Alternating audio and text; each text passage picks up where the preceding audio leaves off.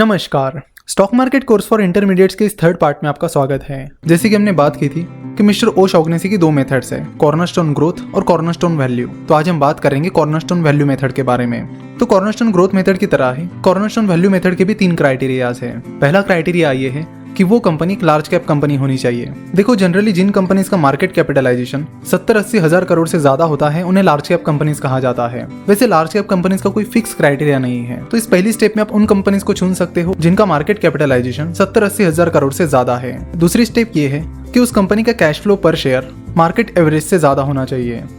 Cash flow पर share को निकालने के लिए आपको करना ये होता है कि net cash flow from operating activities को नंबर ऑफ शेयर से डिवाइड करना होता है। तो यहाँ पर टीसीएस के कैश फ्लो स्टेटमेंट में आप देख सकते हो net cash generated from operating activities, जो कि है 28,593 करोड़। उसे आपको कंपनी के टोटल नंबर ऑफ शेयर से डिवाइड करना है, जिसके बाद आपको कैश फ्लो पर शेयर मिल जाएगा। तो cash flow from operating activities that is 28,593 crore divided by total number of outstanding shares that is 375.23 crore is equal to 76.19। उसके बाद आपको मार्केट का एवरेज निकालना है, जो कि काफी डिफिकल्ट बात है कि मार्केट में जो कंपनीज है उनका कैश फ्लो पर शेयर निकालना और बाद में सबका एवरेज निकाल लेना। तो ये चीज एक टाइम कंज्यूमिंग टास्क हो सकती है। फिलहाल तो हमें ऐसी कोई वेबसाइट मिली नहीं है जिसमें मार्केट का एवरेज कैश फ्लो पर शेयर निकाल के दिया हो। जनरली आपको ये सारी चीजें कंपनी वाइज निकालनी होगी। उसके बाद तीसरा क्राइटेरिया ये है कि पिछले साल का सेल्स मार्केट एवरेज के 1.5 गुना से ज्यादा होना चाहिए।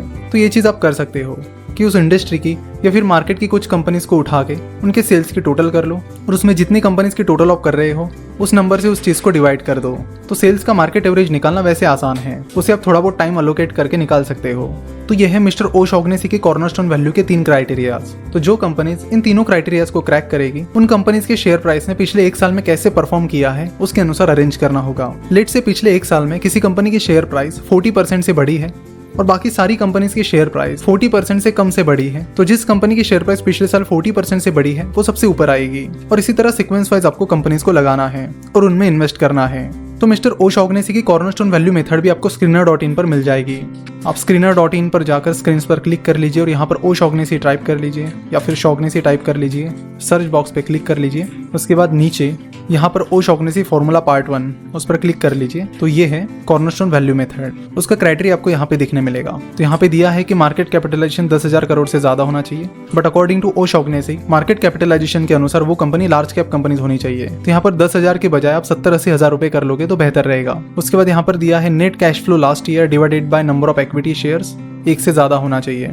यानी जो सेकंड क्राइटेरिया है वो यहाँ पर दिया गया है कि कैश फ्लो पर share that is net cash flow last year divided by number of equity shares market average से ज्यादा होना चाहिए, ये था। लेकिन यहाँ मार्केट एवरेज की बजाय उन्होंने सिंपली कर दिया है 1 से ज्यादा होना चाहिए। उसके बाद सेल्स ग्रोथ इन्होंने डाली है 15% से ज्यादा होनी चाहिए। मिस्टर ओशॉग्नेसी का क्राइटेरिया कह रहा था कि पिछले 1 साल का सेल्स मार्केट एवरेज से 1.5 टाइम्स ज्यादा होना चाहिए। और कॉर्नरस्टोन वैल्यू मेथड में डिविडेंड यील्ड की कोई बात नहीं थी, तो आप हटा भी सकते हैं। तो यहाँ पे ओशॉग्नेसी की कॉर्नरस्टोन वैल्यू मेथड के लिए जो क्वेरी डाली है वो एग्जैक्टली राइट नहीं है, बट कोशिश की गई है कि इससे ये मेथड सॉल्व हो जाए। तो आप यहाँ पर आपकी रिक्वायरमेंट के अनुसार नंबर्स चेंज कर सकते हैं। यहाँ net cash flow last year divided by number of equity shares is greater than 1, तो 1 की जगह आप और कोई नंबर भी डाल सकते हैं आपकी रिक्वायरमेंट के अनुसार। और सेल्स ग्रोथ आपको कम ज्यादा चाहिए तो वो भी आप कर सकते हैं और उसके बाद इस क्वेरी को रन कर सकते हैं। तो screener.in पर कॉर्नरस्टोन वैल्यू मेथड के लिए जो क्वेरी दी गई है वो कम्प्लीटली राइट नहीं है, तो उसे आप अवॉइड भी कर सकते हैं और खुद से कैलकुलेट करना ही प्रीफर कर सकते हैं। कॉर्नरस्टोन वैल्यू मेथड और कॉर्नरस्टोन ग्रोथ मेथड ये दोनों भी मेथड्स थोड़ी रिस्की है, क्योंकि इनमें कई सारे फैक्टर्स नहीं है, जैसे कि डेट फैक्टर नहीं है, एसेट फैक्टर नहीं है। कॉर्नरस्टोन वैल्यू मेथड इसलिए रिस्की है कि यहाँ पर प्रॉफिटेबिलिटी की बजाय सेल्स पर फोकस किया गया है। अगर किसी कंपनी का सेल्स काफी ज्यादा भी है तो उसका ये मतलब नहीं है कि वो कंपनी अच्छा खासा प्रॉफिट कमाएगी। कंपनी अच्छा प्रॉफिट कमा रही है या नहीं ये डिपेंड करता है कि कंपनी की प्रॉफिट मार्जिन कितनी है। अगर कंपनी की नेट प्रॉफिट मार्जिन है 20%, तो उसका मतलब है कि अगर कंपनी 100 करोड़ का रेवेन्यू कमा रही है तो उसके पीछे कंपनी को 20 करोड़ का प्रॉफिट हो रहा है। तो बस किसी कंपनी का सेल्स देखकर आप उस कंपनी की प्रॉफिटेबिलिटी का अंदाजा नहीं लगा सकते। तो कॉर्नरस्टोन वैल्यू मेथड पर प्रॉफिटेबिलिटी पर फोकस नहीं किया गया है। हाँ, यहाँ पर कैश फ्लो पर जरूर फोकस किया गया है, जो कि अच्छी बात भी है, पर साथ ही इस मेथड में प्रॉफिटेबिलिटी से रिलेटेड कम से कम एक फैक्टर होना चाहिए था। वैसे इन दोनों भी मेथड्स ने मिस्टर जेम्स ओशॉग्नेसी के लिए बहुत अच्छा परफॉर्म किया है। उन्होंने इंडाइसेस को आसानी से बीट कर दिया है। आशा करता हूँ कि कॉर्नरस्टोन ग्रोथ मेथड और कॉर्नरस्टोन वैल्यू मेथड, ये दोनों भी मेथड्स आपको अच्छे से समझ में आई होगी।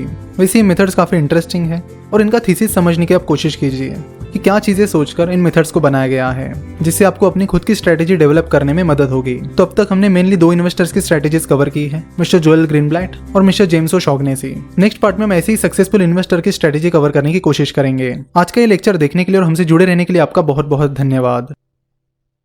स्टॉक मार्केट की सभी जानकारी के लिए हमारे channel RS learn and earn को अभी सब्सक्राइब करें।